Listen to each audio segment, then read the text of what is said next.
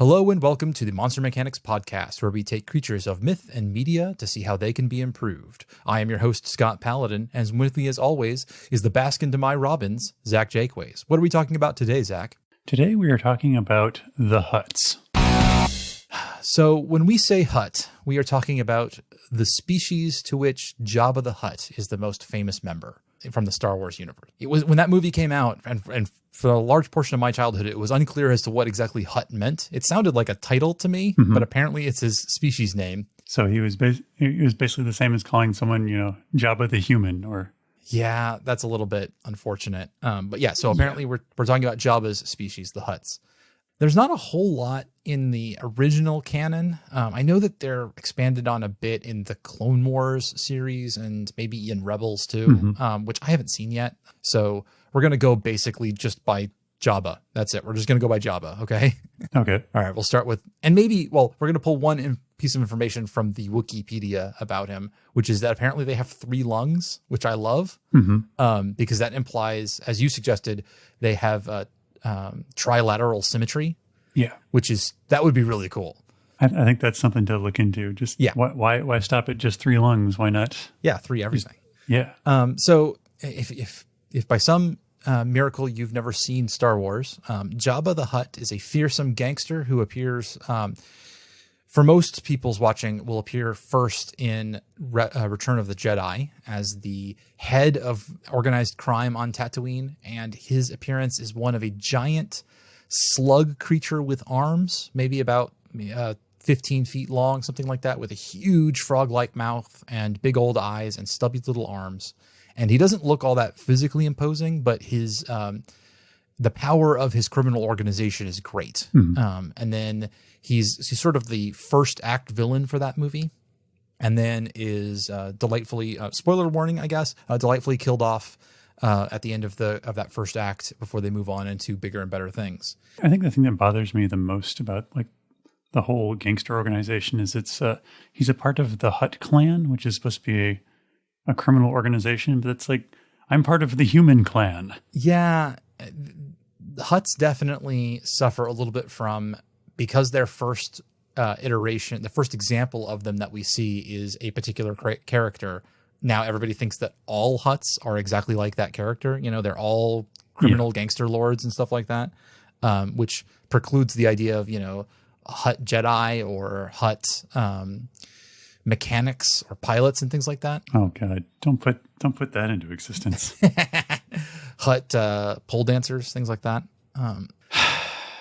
So we were discussing this a little bit before, because the origin of us doing this episode is that some random person tweeted at us that what were we going to be doing for May the 4th, which is Star Wars Day. And I jokingly responded, what could we do? Improve Hutts. And then you and I started talking about it, and we started coming up with ideas for improving Hutts. And yeah. So that's the goal, is to turn Hutts into something that makes a bit of sense and something that will be maybe imposing and cool and that you could actually expand on. Or if things go the way they usually do, at least something horrifically awful. Yeah, exactly. I'm sure we can get both. We're not going to do a hive mind this time, though. So my initial thought looking at this giant slug creature was, that is a monster that came from water.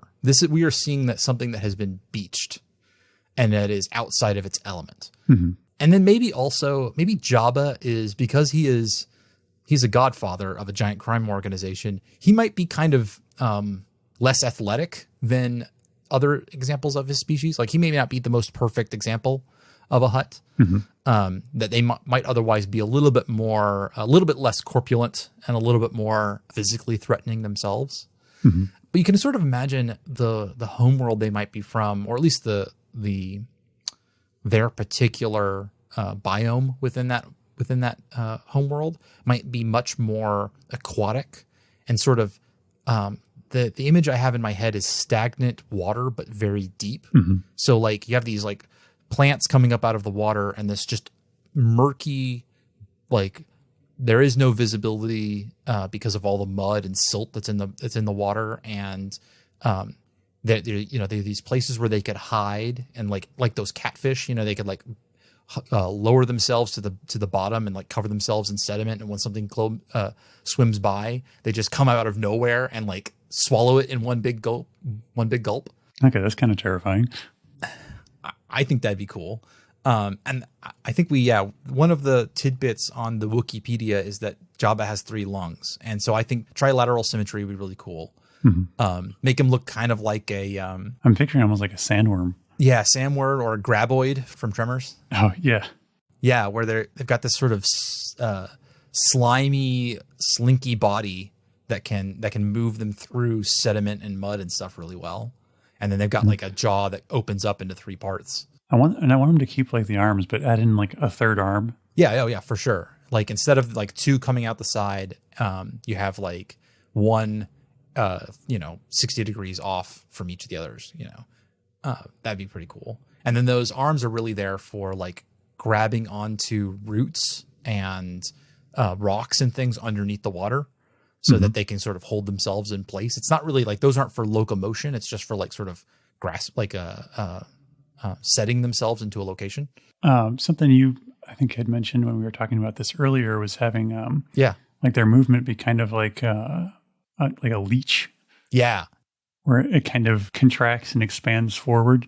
Yeah, where their whole body is kind of boneless, and so they can kind of move in and out and like stretch themselves out to be long and thin, and then also like bunch up to be big and like fat, like a fat snake. Oh, I hate it. Yeah, that'd be cool. And I don't think, it's been a little while since I've watched Return of the Jedi. I don't think Jabba has teeth. Like I don't remember seeing teeth in that mouth.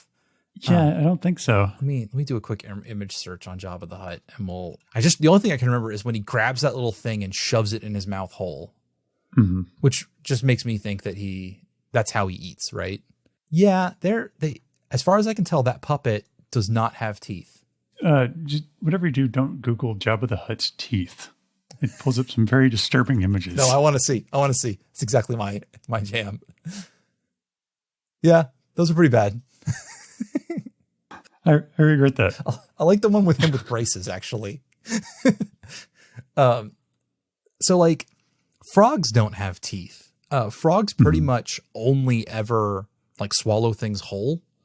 So that's kind of what I'm thinking for Hutts, is that they just have maybe like a bone ridge or something in there that really is only about grasping onto something to keep it from coming back out. It's not about like shredding it. So are we still keeping like that that trilateral jaw kind of setup? I'm kind of, I think I definitely think a trilateral jaw is the way to go. And then maybe, I don't know, do we want to keep those big eyes? The eyes of Jabba they're kind of an important feature to him, to me. Yeah. He's got that kind of frog-like appearance. But do we want to maybe... It looks very sleepy in all the films and whatnot. Well, he's very lazy. Like he takes a nap in the middle of the day in one of the movie. Maybe that's just Jabba himself. Like he can afford to do that. Maybe they have. Do we want to give them eye stalks? Like they've got 3 around in the same sort of configuration as their arms, and they're little like mover things. I feel like going like with eye stalks would at least give you. Because I always picture like when we go like the trilateral symmetry or the Dune thing, like you kind of lose that sense of personality. Yeah. When you can't like look something in the eyes, when you can only look at one eye at the same time. Yeah, this is a non-humanoid alien. I think that losing some of that personhood is good. I think it makes him seem more of an other. Because you can imagine him or one of his species, like I was talking about, like pushing themselves down into the sediment and then just having that one little eye stalk up at the top, moving around and looking. And then, so let's see, would they be completely amphibious? Because obviously Jabba can survive up in air, so he can breathe air. He doesn't have to require a respirator or anything like that. So he at least has as much of an amphibious nature as like a mud skipper or something.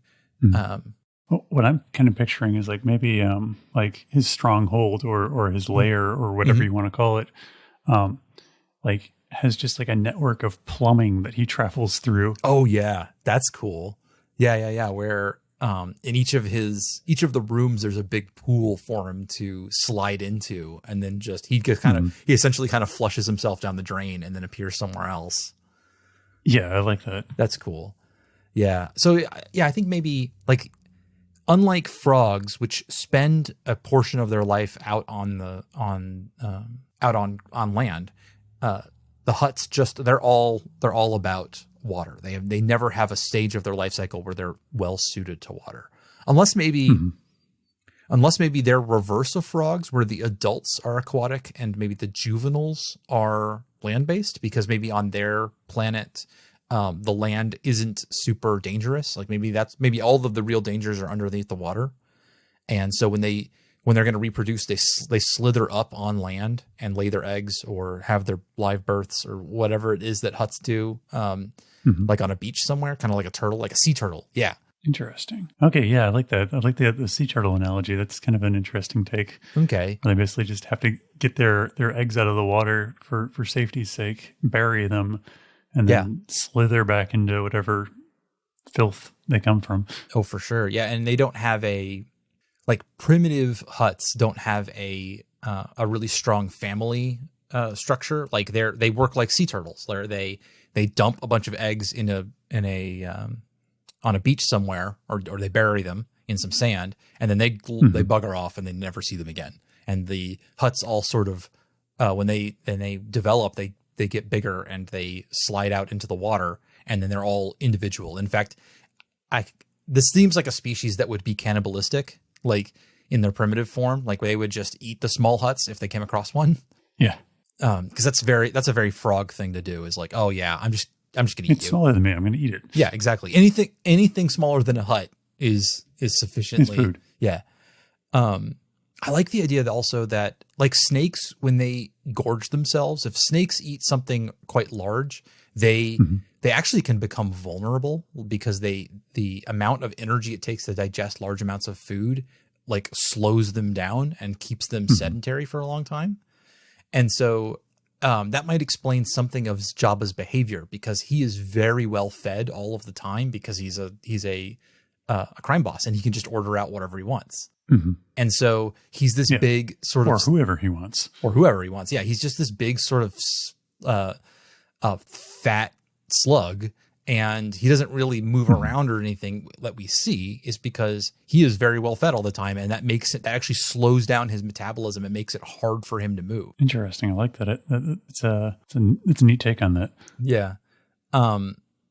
Okay. So we've got I think we've got a pretty good idea of what the primitive Hutt would have looked like. This sort of big slug creature with 3 arms and this big trilateral mouth with 3 jaws and eye stalks. What's the transition between this swamp creature that doesn't even have the control of fire or anything like that into the very intelligent spacefaring creatures that we see them in the movie? Like what's maybe the catalyst that gets them to move out of the water? Maybe they're I guess they're technically humans in Star Wars. Maybe they land on that planet and start colonizing it, and that's when they make contact with this primitive species. And the Hutts are sort of opportunistic in that way. Like they start meeting the humans and learning from them and start taking over. Like they adopt things from the human society and from the humans instead of like developing their own. Maybe. Interesting. Like where they kind of cannibalize a human operation. Yeah. And sort of maybe it starts kind of like running things from the shadows. Yeah, I'm thinking maybe that they when the humans first show up, they meet the Hutts, and the Hutts are sort of interested in them, and maybe there's a few a couple of early meetings where people get eaten, and then they sort of start to figure each other out, and then the Hutts have, at least for a period of time, or have like a friendly relationship where they're doing jobs for the humans. You know, they're maybe they're hunting, or they're helping terraform, or they're helping install equipment underwater or something like that. But during that entire time, they're sort of laying in wait and learning everything they can about the humans. And then sort of kind of all at once, they start turning on them and taking over and like eating the humans that are there and taking over their facilities and repurposing them for their own purposes. And sort of like in one fell swoop, what was once a sort of peaceful relationship turns on the humans, and there's like a brief war until it turns out that these things are huge and fearsome and will swallow you whole. And it turns out they're very smart because they're predators. They need to be smart. So they have learned everything they need to know to start like taking over these ships and refitting them and like repurposing the humans' equipment for stuff. Does that sound kind of cool? It does. What would a spacefaring ship for a largely amphibious creature look like, I wonder? I think that they would have like something that you see all the time on ships designed for humans is they have an up, you know, like they have a direction for which everybody can orient themselves. And I think that an aquatic species would be far less concerned with that they would, they'd make a ship that was sort of kind of just globular, like is kind of the thing I want to say. Like it's just these compartments all like welded together and not meant to. I'm almost picturing like a 3-dimensional lattice of like tubes and chambers. Yeah, for sure. That'd be really cool. And then maybe that would work well for their big ships, the ones that never have to land, because they could just sort of be these sort of one of the designs they used for all of the Mon Calamari ships in Star Wars is they're these big round lozenge shapes, and then they have all these little bulbous like things on them. But in that version, it looks very clean and well put together. Like they've whitewashed everything and made it all blend. It looks beautiful, kind of whale-like. And you can imagine that a Hutt ship, once they've start designing their own, would look kind of similar, but instead of being beautiful and sleek and glossy, would be kind of dark and muddy, and all of these little bulbous protrusions, instead of looking kind of graceful, would actually like stick out more, and you'd have kind of a like a boil-like quality for them. That could be pretty cool. I've got a trypophobic response to this, and I can't even see it. It's interesting because they would be as an aquatic species, or mostly aquatic species, they wouldn't be like, you wouldn't find them being mercenaries or anything in most places, because once they get on land, they're going to have a hard time. Like they can move around, kind of like a mud skipper can move around on Earth, but like their natural habitat is underwater. So you might see them, like if they travel out, they might actually find other planets where like there isn't a sentient species lurking in the swamps, and they would sort of take over those niches. Or I also kind of want to talk about the ecological impact of a creature that doesn't need to stay around to raise its young and can basically seed planets with its offspring. Oh yeah, that is cool. Where they could just land, offload a bunch of eggs, and then leave. Oh, I love that as a sort of compulsion that they have to do. Like they feel like that's the right thing to do. Like they don't really like it might not even be like calculated. Like, okay, this is exactly what we're going to do, but more like the instinct is, I am full of eggs and I need to land somewhere so that I can get rid of them. To them, it might feel almost like taking a dump. Like they're like, I got to get rid of this stuff, man. Interesting. Yeah. And I like the idea that maybe the Hutt Empire doesn't really have anything to do with like any interconnected feelings or collaboration between the Hutts. It's just like there are Hutts on almost every planet because they visit them, offload, and move on. Yeah. And in that sense, like there'd be lots of different examples of them showing up on some planet and meeting the locals there and being taught the ways of those locals. And then they would, they would still have some connection with the other Hutts, but they might actually feel like they're more part of a local community from that too. Oh yeah. That could be kind of cool. They sort of ingratiate themselves is maybe the way to put it. Ow, this explains Jabba. Okay. All right.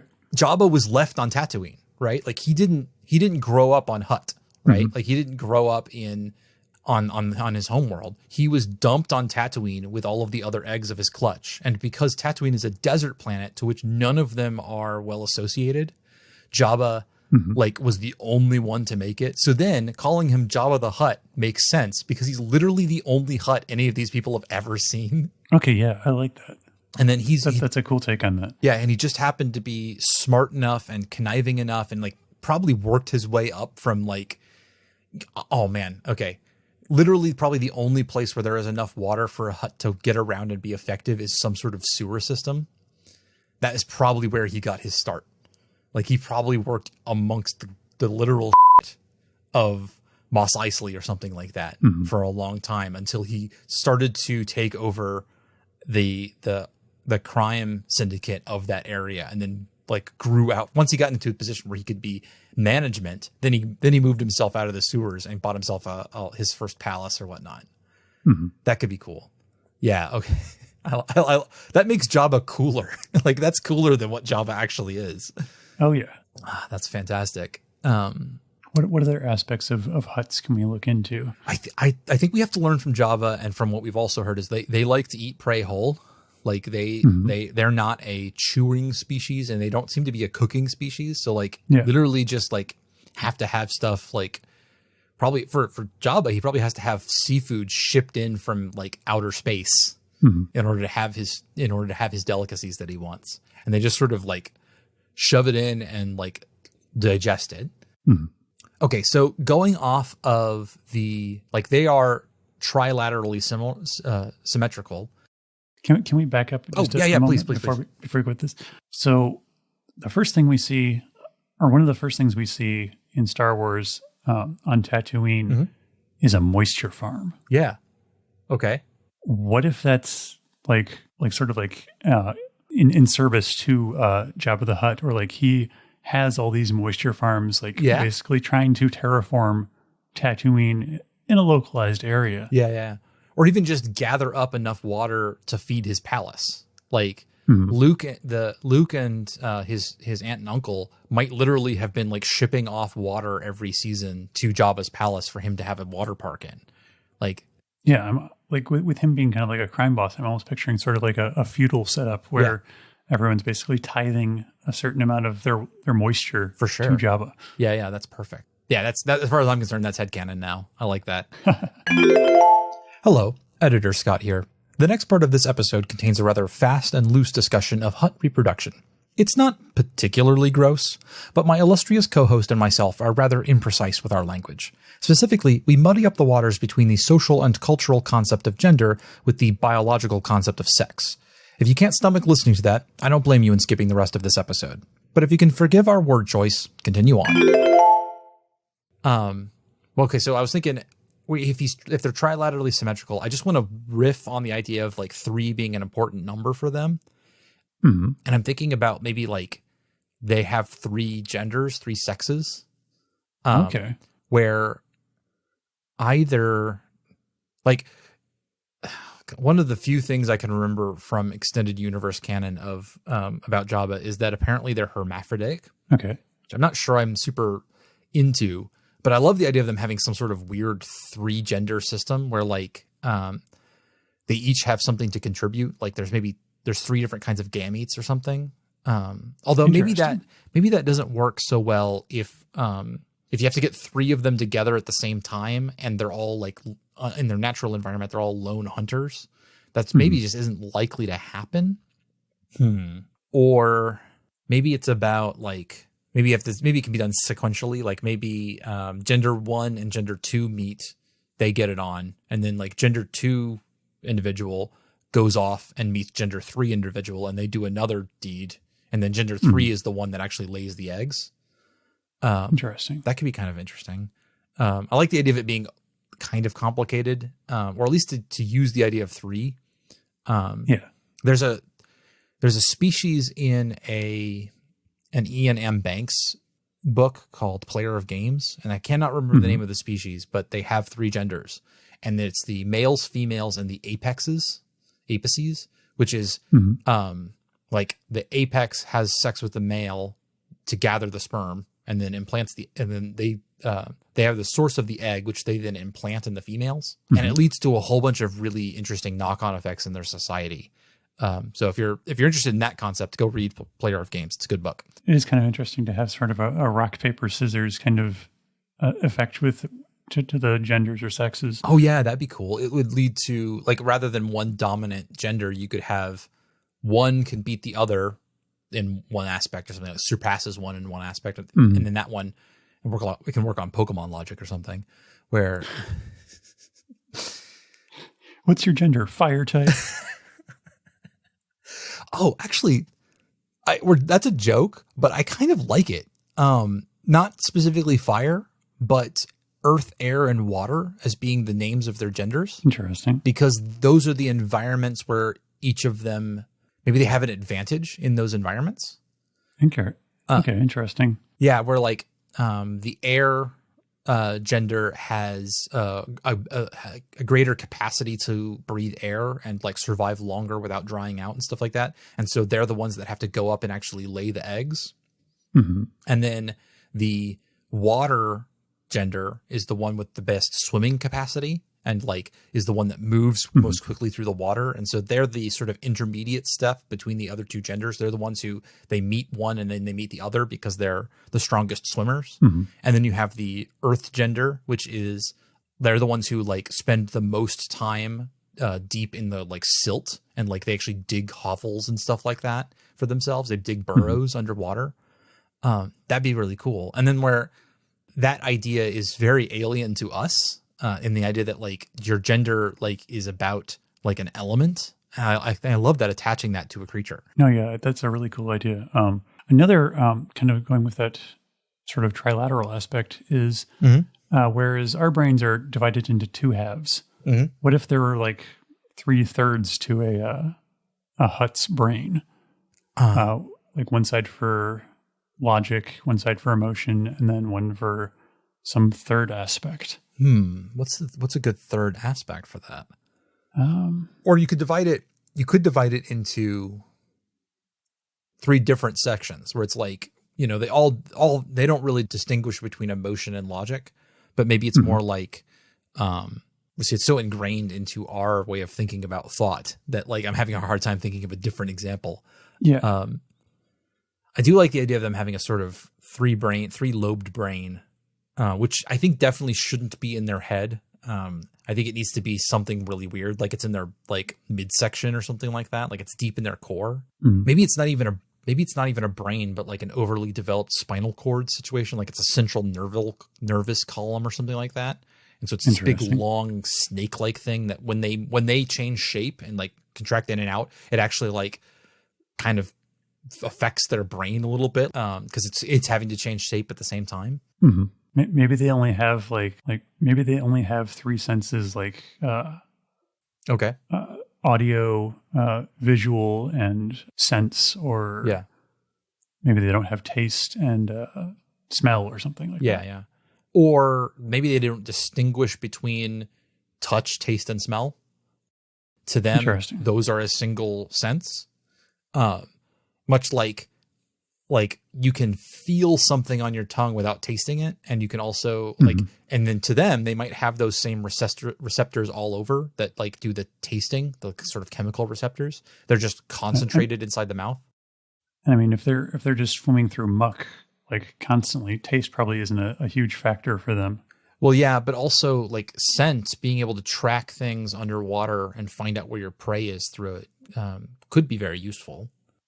Maybe those big eyes aren't actually eyes. Maybe they look like eyes to us, but they're actually, maybe they use something else, like they're ultrasonic sonar sense organs, or maybe they're electromagnetic, like a platypus beak, or like sharks use this too.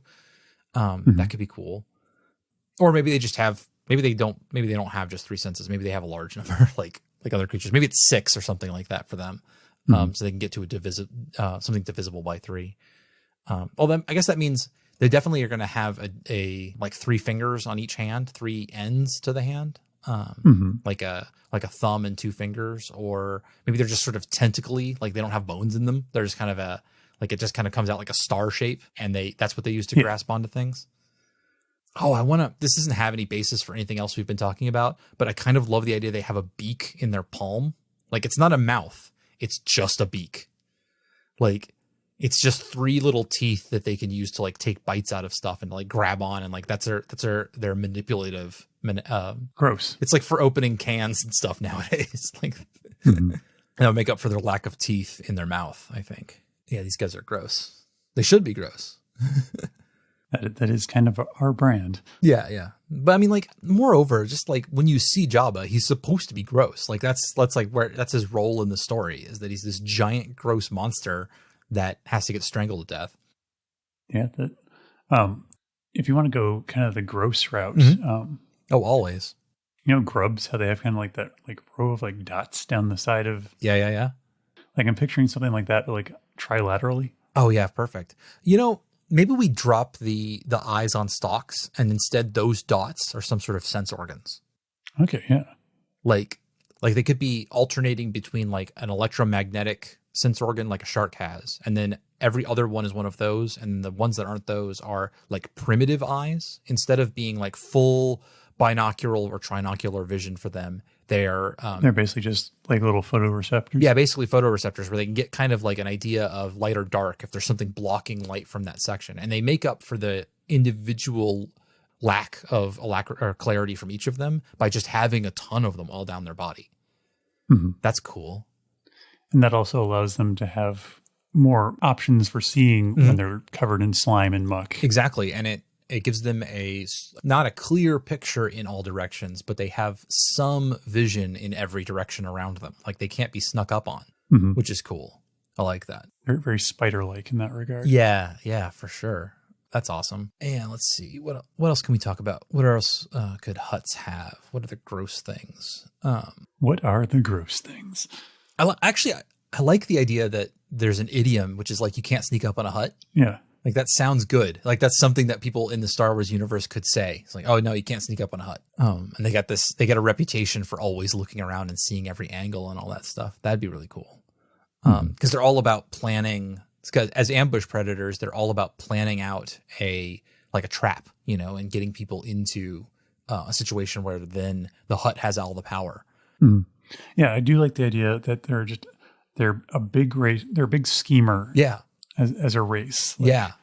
They're always about planning, and then like their sort of inclination is to set things up for one big move, right? And I like that like they're thought of as maybe a criminal empire, but really they're just a bunch of localized cells, but they're, because of their biology or their ecology or whatever, they're just very adept at adapting and taking control of whatever environment they're in. Yeah. And that any individual Hutt, if they were to start working together, are only going to do that as long as they can, until one of them gets an opportunity to take the other one out and betray them and take over their organization and like absorb them, right? Like they never are really working together just altruistically because this is a good idea. They're only ever doing it as an opportunity to strike. Like they're always sharks in that regard. So with these 3 genders, what if like a big part of like their commerce or trade was basically in negotiating for like breeding rights? Okay. With Hutts on other planets and whatnot. And because of like basically there being three branches of their gender or their sex, they have to sort of negotiate. And there's always like this worry that like, oh, these 2 genders will band together and it'll be real bad for this 3rd gender. Yeah. They're kind of, they have like a moderate amount of cohesion with them, with the same members of their gender, because they think and act kind of alike. And so they sort of naturally want to kind of coalesce in that way. Yeah, that's cool. And it's like maintaining this delicate balance between the 3. That's cool. Yeah. I like that. So there's like some sort of built-in system of checks and balances. Yeah, that could be cool. I like the idea also of them having to like, they have the need to breed. Oh God, they have a need to breed. Anyway, they have the need to have sex with another member of their race, but they don't tend to live amongst members of their race. And so getting passage onto another world where there's a Hutt that you can have sex with is like a big deal. And it makes the traveling Hutt very vulnerable, and it requires all these like complex negotiations and assurances that they're not going to be like held for ransom or killed or something like that when they travel. That could be kind of cool. Interesting. So what if the third gender is what's needed for fertility? Okay. To breed like gender A and gender B or air and water or whatever, at least one of those has to be fertile. Yeah. And to become fertile, they have to have sex with the third, like the earth gender or whatever. Okay. And so there's sort of like a system of barter there. That's an interesting idea. I like the idea that becoming fertile requires mating with a particular of the other two genders. Maybe it's one of those things where each one of the genders maybe even has the gender that they have sex with in order to gain fertility, and then the second gender, which is the one they actually make babies with. So like the earth gender, when it wants to become fertile, has to go find an air gendered hut in order to have sex with them. But then they never have to have sex with an air gender ever again. They like do it once and it's like a rite of passage. Interesting. Yeah. And then they go off to make babies with the with the water gender or something like that. Whereas the water gender, I guess the math on that one kind of doesn't work out, because then you have to have, because there would be some of them that would be having sex to become fertile, but then the other opposite version of it would be having it for breeding purposes. Maybe that doesn't quite work. I think I'd have to end up diagramming this out on a piece of paper. But I like the idea of them having like a life stage that's marked by that kind of demarcation. That's pretty cool. And then after that, okay, wait. Sex isn't about making babies. They don't actually have sex in order to make babies. They do the having sex in order to like enter into the next stage of life. And they each have like the earth the earth gender has to go find the water gender has to find the air has to find the earth. One of those three. It's all like recyclable. And then after that, they can just spew their gametes out into the water like a fish does. And then they can just like send those along. Like you could like, in their natural state, they're just like spraying them out like fish do. As they became more developed, instead they're like packaging them up and sending them along like through a carrier. And like, instead of going and having sex with another gender, they just like hand them a packet of gametes. They just like, here's some eggs, here's some sperm, do whatever you want with them. I'm gone. The industrial sexual revolution. And like, I think that kind of fits together with the idea of like, they view the creation of offspring as like just this biological need that they fulfill. Like, it's not particularly pleasurable to them. They feel like they need to do it. They have this stuff built up inside them and they need to expunge it and then they send it on. I like that. Yeah. In fact, maybe that's one of those bartering things where like maybe the egg producing gender or sex, like the eggs will swell up inside them unless they get the other gametes. And so they have to barter with the other huts in order to get the gametes they need in order to fertilize themselves. And then they can lay the eggs and like that keeps them from essentially exploding because they have too many eggs inside them. A grisly end for sure. Yeah. I mean, that's a good way. That's a good, I was going to say it's a good moment. It's a terrible moment to have in a movie where like that happens all of a sudden. Super gross. Yeah. But then other than that, they're like free of the like mating romantic urges that other species have. They're pretty much just like, we're good. It's fine. Like I'm done. And one way you could have it, we've been talking about them as like the sexes are innate. Like when you're born, you are the sex, the gender A, gender B, gender C. We've also probably been using gender and sex terms incorrectly here because we're talking about biological sexes and not necessarily cultural genders, and those can be different. And that's a whole mire that gets all the more complex when you get a third one in there, I'm sure. Yeah. But what I was thinking is there's also lots of species for whom the progression of sex is based off of like social pressures and life stage. Like clownfish are like this famously, where like they're all female except for one male, which mates with all the females. And then if that male dies, one of the females gets bigger and becomes a male and then starts inseminating all the females. It's just like a life stage thing. So I don't know if that fits into our version of Hutts, maybe, but you could, where like they have 3 sexes and, they start off as air gendered or air sexed. They move to water and then they become earth later on as they get big and slow, and like that, they produce different gametes at different stages of their life cycle. Interesting. Yeah. Okay.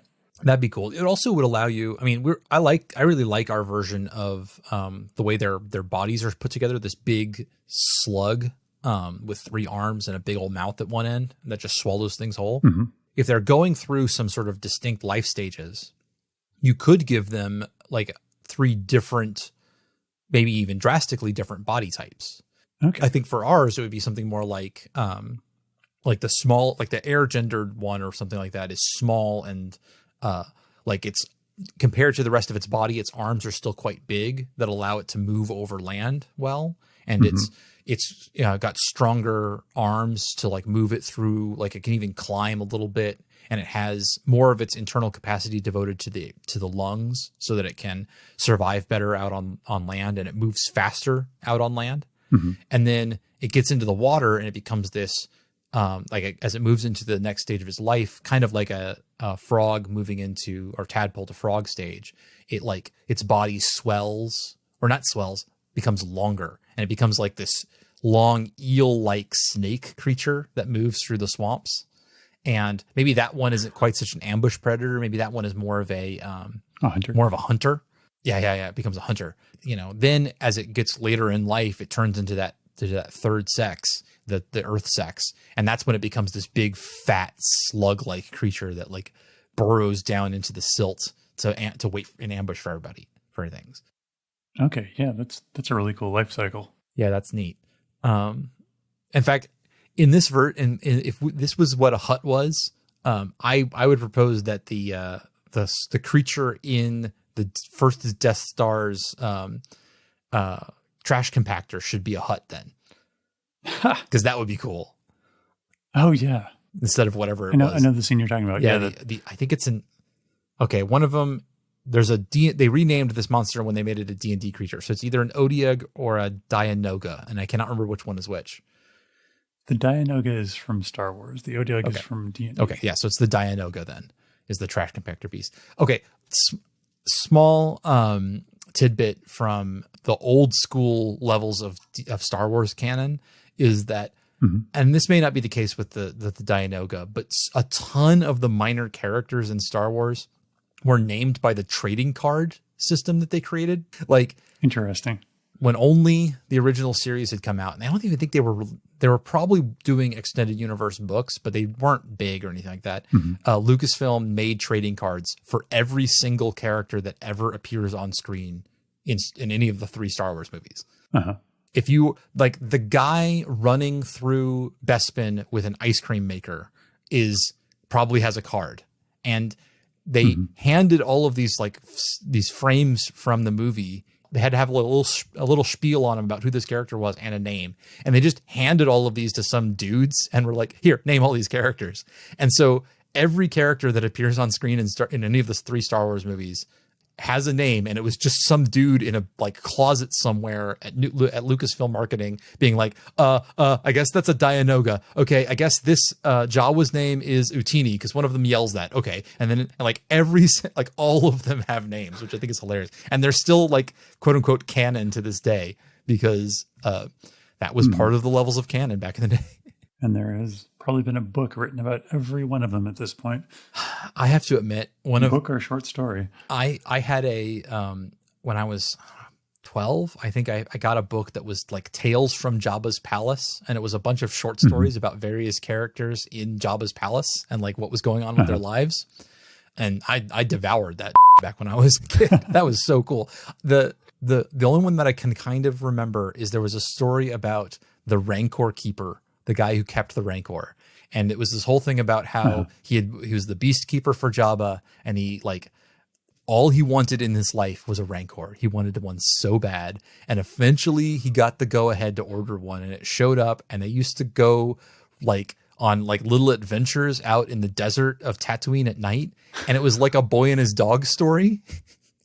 And then after I read, and we all know how it ends. and then I read the thing, and then you see that dude on screen crying in Return of the Jedi when the Rancor dies. And I remember being like 13 years old, being like, oh, that's really sad now. Like that was just as bad. Yeah. Okay. On that sad note, I think we're done. Bye. Till next time. Thank you for joining us for this episode of Monster Mechanics. You can find links and show notes at our website, monsterpod.org. Or if you'd like to support us, head on over to patreon.com/monsterpod. We can be found on Twitter at monstermpod, or you can email us at monstermechanicspodcast@gmail.com. We'd love to hear your feedback. Monster Mechanics is produced and edited by Scott Paladin. This episode was hosted by Scott Paladin and Zach Jaquays. All of the ideas produced during this podcast are released under a do what the fuck you want public license.